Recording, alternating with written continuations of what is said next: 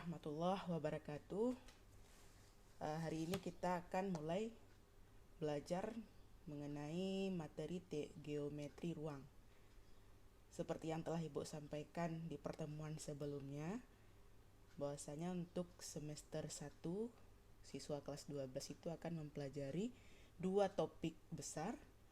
Yang pertama adalah geometri ruang, kemudian yang kedua adalah statistika.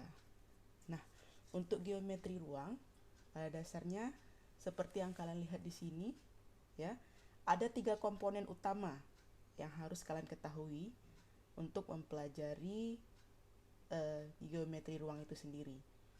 Nah, sebelumnya kita harus tahu dulu apa itu titik, kemudian apa itu garis, dan apa itu bidang, ya. Nah, ini kalian bisa lihat ada sebuah buku, ya. Buku yang cukup tebal, sengaja Ibu pilih ya sebagai contoh bangun ruang yang berbentuk balok. Kenapa balok? Ya karena panjangnya sama tingginya dan lebarnya itu beda, ya. Panjang, lebar, kemudian tingginya beda. Maka disebut dengan balok. Mungkin kalau kalian belum terlalu paham, kalian bisa kembali ke materi kelas 6 SD ya atau SMP.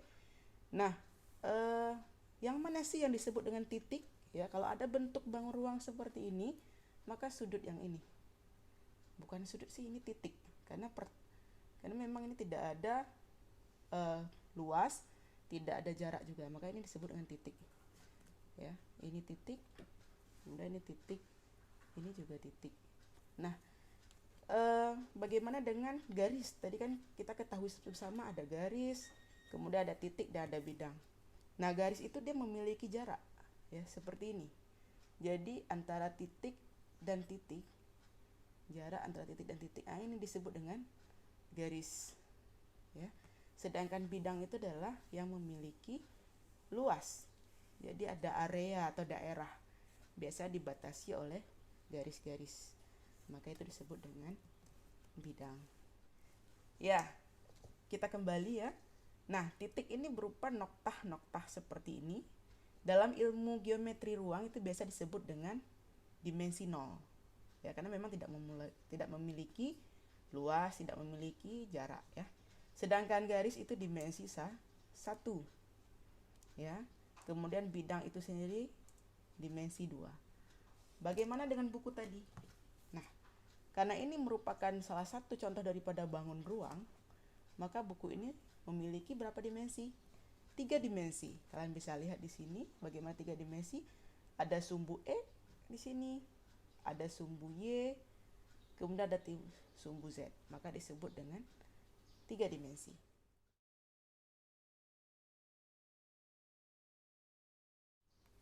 Nah, untuk geometri ruang sendiri, kita ada 4 subbab atau 4 pembahasan umum, ya. Yang pertama yaitu seperti yang kalian lihat di slide sebelumnya, pengertian titik, garis, dan bidang. Kemudian kedua adalah kedudukan titik, garis, dan bidang, dan jarak pada bangun ruang, serta sudut pada bangun ruang. Nah, untuk pertemuan kali ini kita akan membahas 2 pembahasan besar, yaitu titik, garis, dan bidang, serta kedudukannya. Jadi yang nomor 1 sama nomor 2 di slide yang telah Ibu sampaikan sebelumnya di video yang sama. Nah, sekarang mari kita perhatikan peta konsep.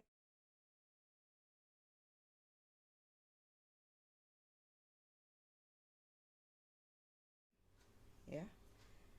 Untuk peta konsep sendiri, kalian bisa lihat di slide juga. Untuk pengertian sendiri, kalian bisa lihat di sana. Kemudian untuk kedudukan, bagaimana sih kedudukan titik terhadap garis, kemudian ada titik terhadap bidang, kemudian kedudukan antara kedua garis, kemudian ada juga garis terhadap bidang, kemudian antara dua bidang, kemudian bagaimana sih jarak pada bangun ruang, jarak apa yang harus kita ukur. Nanti kita akan membahas di pertemuan selanjutnya. Begitu juga dengan sudut pada bangun ruang. Nah, sebelum kita masuk kepada aktivitas, ya, ada baiknya kalian melihat tugas proyek berikut. Nah, tugas proyek ini sengaja Ibu sampaikan di pertemuan pertama. Kenapa? Karena kalian punya waktu 1 bulan untuk menyelesaikan project berikut. Nah, buatlah kelompok menggunakan grup WhatsApp kalian ya, yang terdiri dari 3-4 siswa. Durasi pengerjaan tugas adalah 1 bulan. Sejak hari ini ya, sejak pertemuan pertama, dan akan dibuka form pengumpulan tugas beserta deadline-nya di Google Classroom nantinya. Nah, apa saja tugas kalian nanti? Yang pertama adalah membuat mind mapping dari konsep titik, garis, dan sudut. Nah, ini sebenarnya sejalan dengan proses pembelajaran kita selama 1 bulan ke depan. Jadi sambil kalian mempelajarinya nanti bersama ibu, baik secara tatap muka maupun secara daring, nah kalian bisa kira-kira membayangkan sebagaimana sih mind mapping yang menjelaskan konsep titik, garis, dan sudut itu. Nah, tugas ini harus dikumpulkan dalam bentuk gambar atau foto.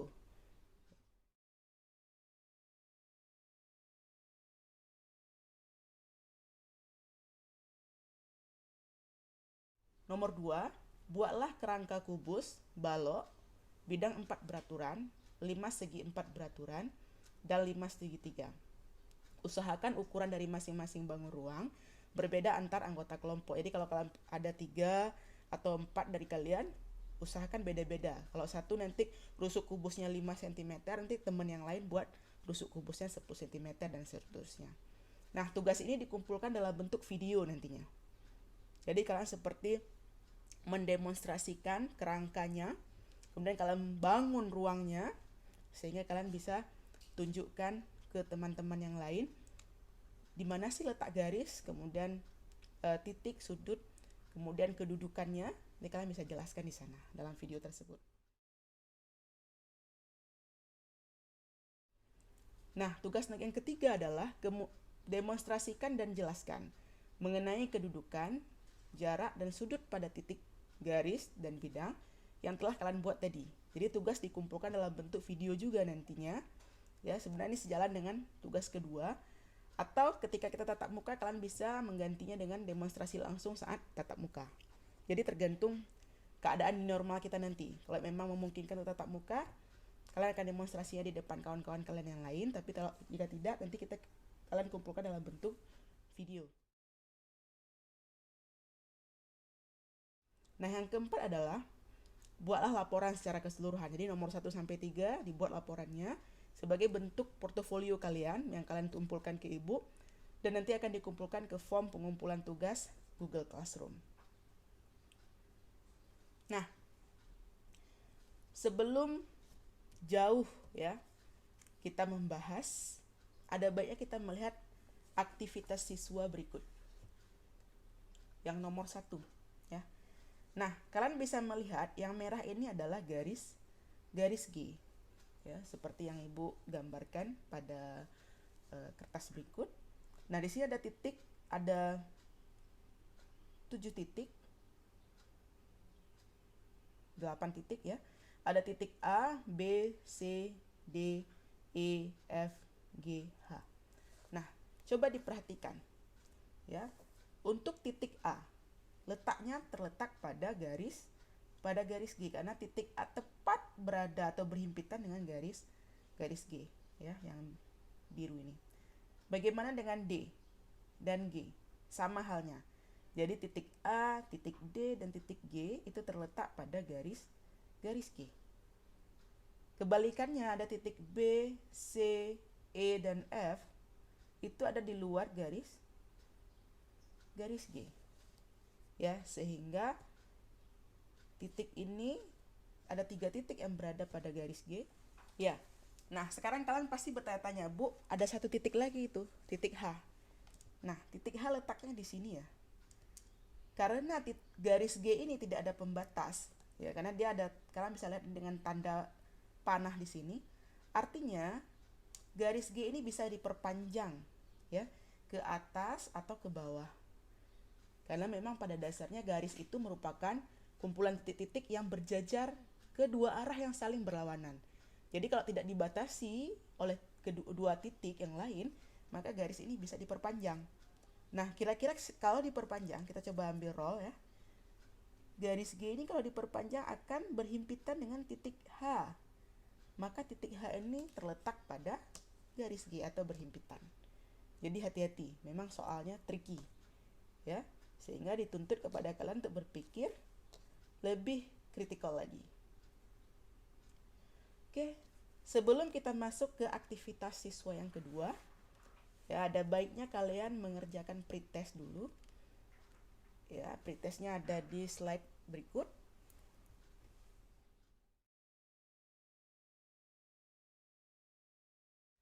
Untuk pretestnya sendiri, kalian bisa melihat tugas di Google Classroom, ya, bagian assignment atau tugas.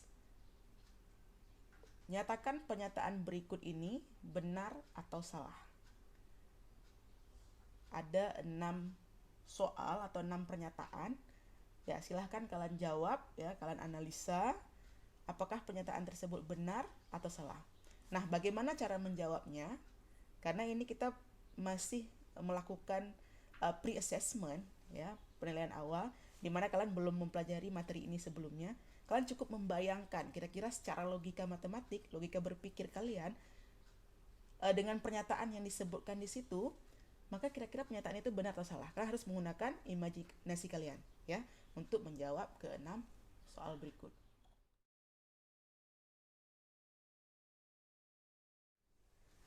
Ya,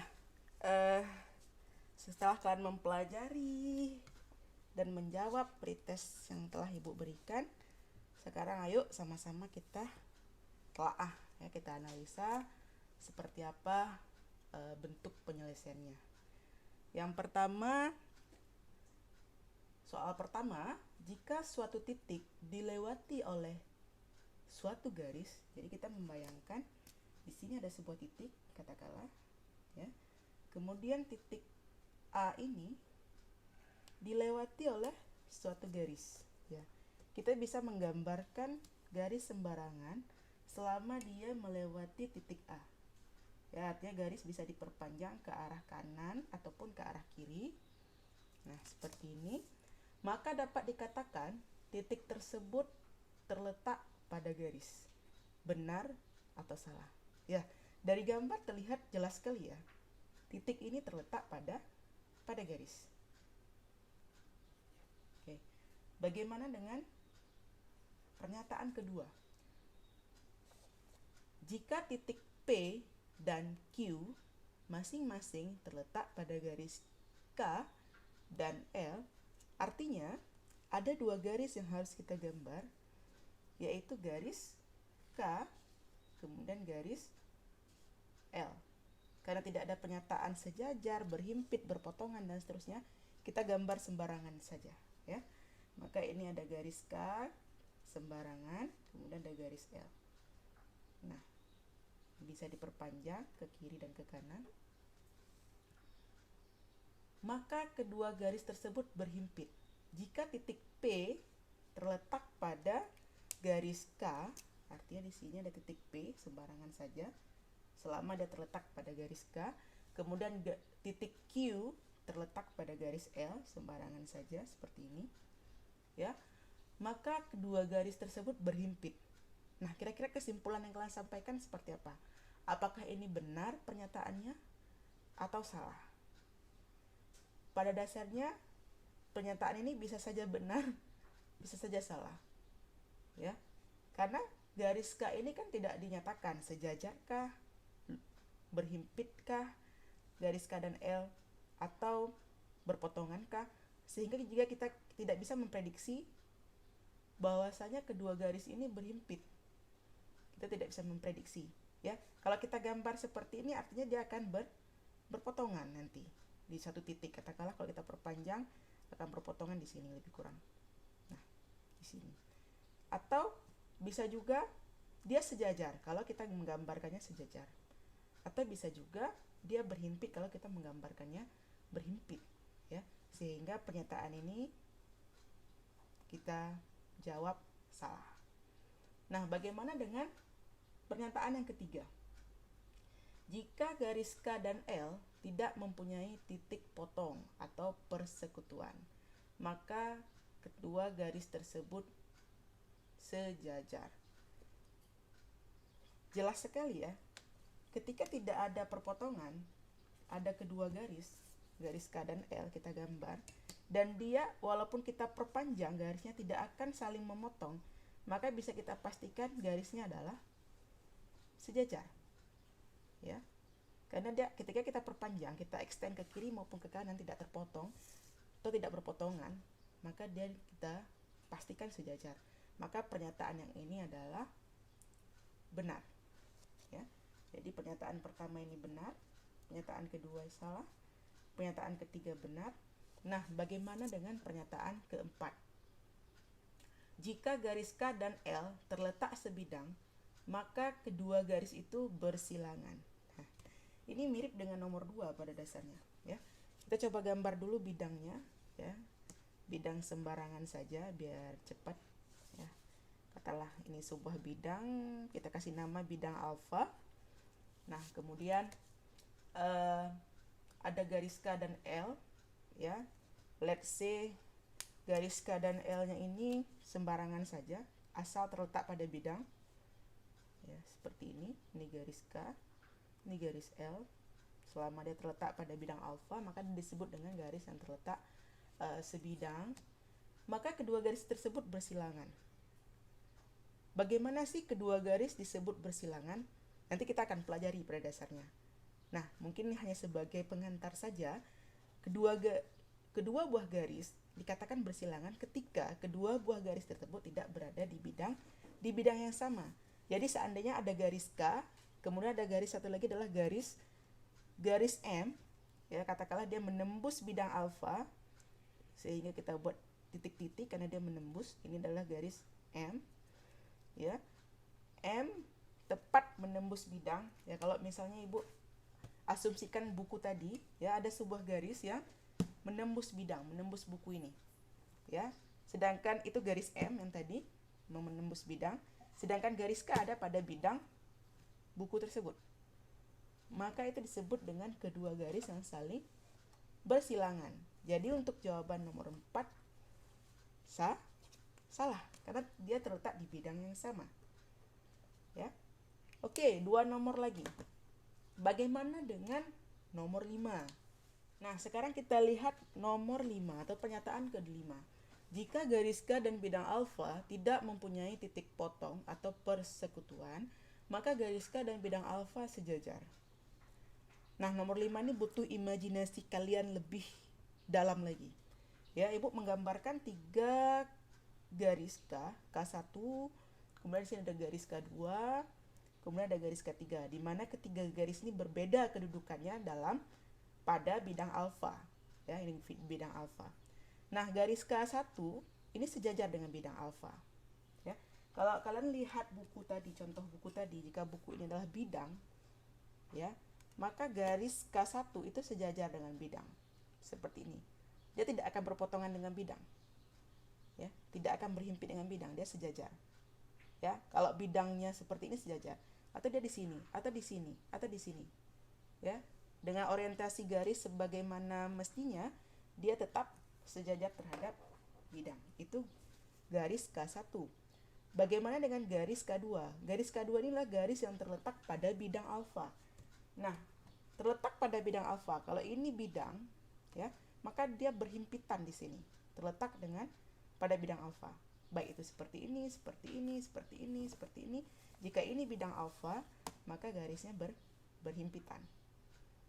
Ya. Artinya apa? Masih ada persekutuan, masih ada titik potong, ya. Di sini sepanjang garis ini titik potong, seperti itu. Nah, bagaimana dengan garis yang ketiga, garis K3? Ya, ini adalah garis yang berpotongan dengan bidang, dia menembus bidang. Cuma ini kan nggak mungkin nih Ibu tembusin, ya. Contohnya buku ini, nah dia menembus, lebih kurang seperti ini, menembus bidang. Ya. Ada titik potong juga, ada titik persekutuan di sini saat dia menembus bidang. Kita kembali ke pernyataannya. Jika garis K dan bidang alfa tidak mempunyai titik potong atau persekutuan, maka garis K dan bidang alfa sejajar. Ya, exactly. Ya, jadi garis K ini dengan bidang alfa itu harus sejajar, karena dia tidak boleh ada titik perpotongan atau titik persekutuan. Maka jawabannya adalah benar pernyataannya. nomor terakhir, ya. Nomor terakhir, jika garis K tegak lurus terhadap bidang beta, ini bidang beta, kemudian ada garis K tegak lurus, ya, maka setiap bidang yang melalui garis K akan tegak lurus terhadap bidang beta. Artinya, jika ada garis K yang tegak lurus dengan bidang, semua bidang yang melalui garis K apakah tegak lurus? Jika bidang tersebut terletak pada garis K atau garis K ini terletak pada bidang tertentu, ya, maka absolutely, ya, mutlak, ya, dia tegak lurus juga terhadap bidang beta. Tapi kalau dia hanya melalui, artinya kalau dia melalui, bisa melalui di sini, bisa melalui di titik ini, bisa melalui titik ini, ya, bidang apapun itu, ya belum tentu tegak lurus dengan bidang beta. Ibu kasih contoh lagi, ya. Mungkin Ibu ambil buku yang agak tipis untuk memudahkan memberikan contoh. Ya, katakanlah, ya, kertas ini adalah bidang beta. Kemudian ada garis K. Ya, garis K ini pulpen. Pulpen ini garis K. Ini bidang beta. Nah, pulpen garis K ini tegak lurus dengan bidang beta. Apakah semua bidang yang melalui garis K itu tegak lurus juga dengan bidang beta? Sekarang kalian bayangkan di sini pulpen, ya, karena Ibu nggak mungkin pegang pulpen ini. Oh, atau kita taruh aja. Oke. Taruh aja seperti ini. Ini garis, ini bidang. Nah, kita ambil bidang yang lain, ya. Ya, anggaplah ini bidang. Ya, kita ambil. Dia hanya melalui, ya. Artinya bisa seperti ini. Bisa seperti ini. Kalau melalui, kan, selama dia menyentuh garis K, maka dia melalui. Bisa seperti ini, bisa seperti ini, ya. Artinya kalau seperti ini, melaluinya seperti ini, bidang yang baru, katakanlah ini bidang alfa, maka bidang alfa dengan bidang beta seperti mana kedudukannya? Sejajar. Bagaimana kalau dia melalui seperti ini? Maka bidang alfa dan bidang beta itu adalah berpotongan, kecuali, ya, bidang alfa ini terletak pada garis K, jadi berhimpitan seperti ini. Maka secara otomatis jika bidang alfa atau bidang yang baru ini terletak pada garis K, secara otomatis dia akan memotong bidang beta tegak lurus. Artinya jawabannya apa? Pernyataan berikut adalah salah.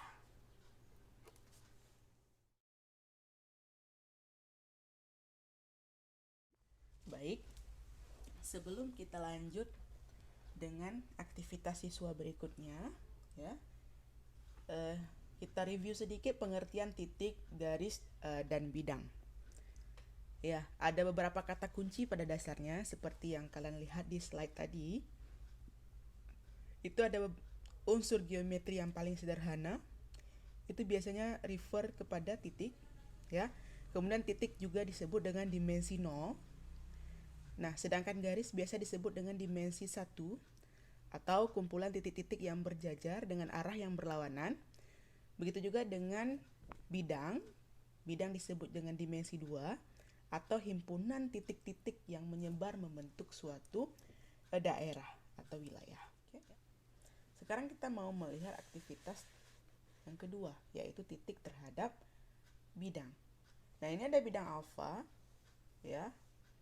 Ada 6 buah titik, titik A, B, C, D, E, dan F, ya.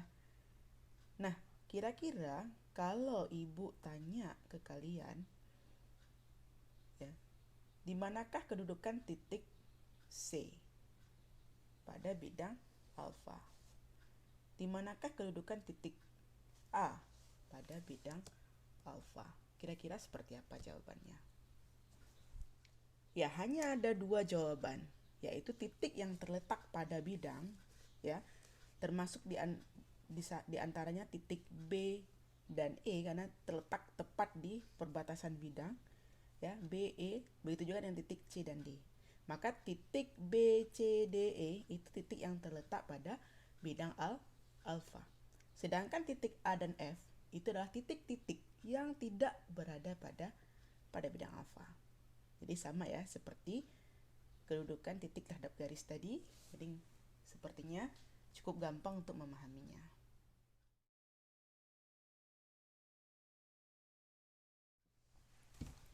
Nah, sekarang kita masuk ke subbab yang kedua, yaitu kedudukan titik, garis, dan bidang. Ada beberapa kata kunci ya, seperti yang tadi Ibu jelaskan di awal.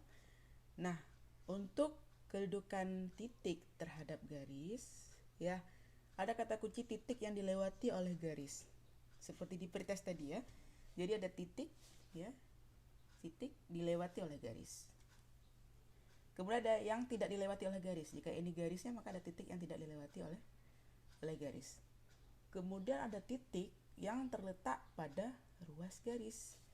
Nah, ini garis ya. Ada titik yang terletak pada ruas garis. Ya, titik A, B. Artinya titiknya berbatas ya pada ruas garis. Ada yang terletak di luar ruas garis. Nah, ini ada garis dia di luar ruas garis karena garisnya berbatas. Ya, kemudian juga ada titik yang ada pada bidang. Jadi kalau ini bidang, ya bidang alfa, ada titik yang terletak pada bidang. Ada titik yang berada di luar atau tidak berada pada bidang. Begitu juga dengan garis. Ada garis, ya, yang saling berhimpit. Katakanlah ini garis G, ini garis H. Jadi saling berhimpit, garis G, kemudian ada garis H berhimpit. Ada garis yang saling berpotongan, garis G, kemudian ada garis H berpotongan. Ada garis yang saling sejajar, jadi dia tidak akan berpotongan walaupun diperpanjang, garis G dan garis H. Ada titik, ada garis yang saling bersilangan. Bagaimana dengan garis yang bersilangan? Kita harus membuat bidang dulu, ya. Maka ada garis yang terletak pada bidang alfa, katakanlah garis G. Dia dikatakan bersilangan ketika ada satu garis lagi, ya, yang terletak, ya, yang tidak terletak pada bidang. Jadi ini bersilangan. Yang satu terletak pada bidang alfa, sedangkan garis H tidak terletak pada bidang. Kemudian ada garis yang sejajar dengan bidang, ya. Jika ini bidang alfa, kemudian ada garis yang sejajar dengan bidang. Ya. Bisa jadi di atas, ini di atas, ya, sejajar dengan bidang. Artinya tidak terletak pada bidang dan tidak ada titik persekutuan. Kemudian ada garis yang berpotongan dengan bidang. Kalau ini garis G, H, kemudian ada garis yang berpotongan dengan bidang. Ya, ini garis I, berpotongan. Ada garis yang terletak pada bidang. Kalau tadi sejajar ya, tidak terletak. Kalau garis yang terletak pada bidang, misalnya seperti ini, dia punya ya titik-titik yang berhimpitan dengan bidang. Nah, begitu juga dengan bidang, ya. Katakanlah ini bidang alfa, ya. Kemudian ada bidang satu lagi di sini, bidang beta, ya. Maka kedua bidang ini dikatakan sejajar ketika dia tidak pernah berpotongan, ya. Jadi ketika bidang alfa dan bidang beta ini tidak pernah terjadi perpotongan, tidak pernah bertemu, mereka ada dua bidang yang tidak pernah bertemu, artinya mereka adalah kedua bidang yang sejajar, ya. Misalnya seperti ini, katakanlah Ibu ambil contoh lagi, ya. Ini ada bidang alfa, kemudian ada bidang beta, ya.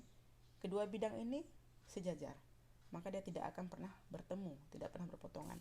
Atau kalau kita melihat dari sisi yang lain, kedua bidang ini sejajar, ya, tidak pernah bertemu, tidak pernah berpotongan, dia sejajar. Nah, ada juga bidang yang berpotongan. Ini bidang, kemudian ini bidang yang lain berpotongan, atau tembus dia dari sini ke bawah, berpotongan, ya. Ada juga bidang yang berhimpit, artinya memang bidangnya berhimpit, ya, dengan posisi manapun seperti ini, berhimpit. Kita lihat dari atas seperti ini, ya, ini bidangnya berhimpit. Nah, ini, ya, atau seperti ini bidang yang berhimpit, ya. Jadi lebih kurang itu yang telah kita pelajari tadi berikut dengan aktivitasnya, dan juga tadi kalian juga sudah menjawab pretest mengenai kedudukan, titik, garis, dan bidang. Ya, baik. Karena kalian sudah mempelajari semua yang telah Ibu paparkan tadi di slide dan juga di video yang Ibu tampilkan. Nah, sekarang kalian akan mengikuti post-test sama halnya dengan pretest. Ya, untuk post-test titik, garis, dan bidang serta kedudukannya dapat kalian lihat di tugas hari ini dalam kelas Google. Ya, post-test yang pertama ada 3 soal. Ya, hari ini kita ada 3 permasalahan atau soal.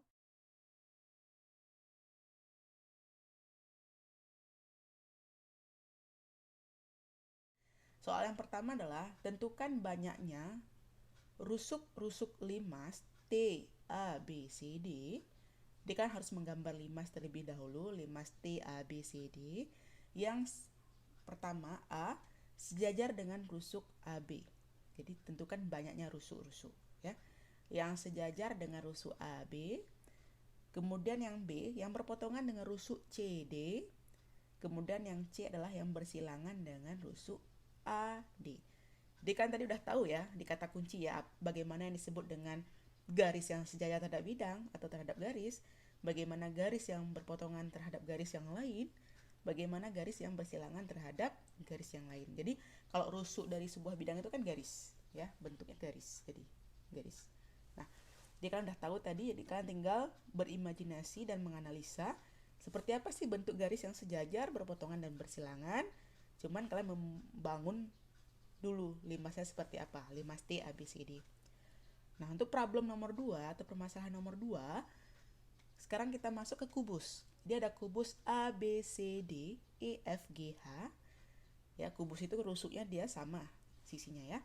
Tentukan garis BC terhadap bidang. Tentukan kedudukan garis BC terhadap bidang. A, A, D, G, F. Kemudian B, A, C, G, F. Dan C, B, C, E, H. Nah, jadi kalian harus gambar kubus dulu, kemudian kalian tentukan yang mana, bagaimana sih kedudukan garis BC terhadap bidang-bidang yang disebutkan di ketiga opsi. Nah, permasalahan terakhir, tentukan banyaknya diagonal pada kubus A, B, C, D, E, F, G, H yang sejajar dengan bidang A, B, C, D. Jadi yang ditanya adalah diagonal pada kubus A, B, C, D, E, F, G, H yang sejajar dengan bidang A, B, C, D. Ya, jadi silahkan mengerjakan ya. Waktunya adalah 10-15 menit. Jadi setelah 15 menit, kemudian tugasnya Ibu tutup. Jadi silahkan dikumpulkan sebelum waktu kita berakhir. Terima kasih untuk hari ini. Dan untuk materi selanjutnya di pertemuan mendatang, ya, kita akan membahas mengenai jarak titik atau jarak antara titik, titik dan garis, ya. Kemudian garis dan garis, titik dan bidang, bidang dan bidang. Intinya kita akan membahas jarak, titik, garis, dan bidang. Ya. Sama seperti pertemuan kita hari ini, kita akan memulai materi kita dengan pretest, kemudian mengakhiri dengan post-test. Atau sewaktu-waktu juga akan ada pop-up quiz ya, atau classwork lainnya. Nah, jangan lupa project yang Ibu tugaskan tadi di awal itu dikerjakan selama 1 bulan, artinya 1 bulan dari hari ini. Terima kasih untuk perhatiannya. Assalamualaikum warahmatullahi wabarakatuh.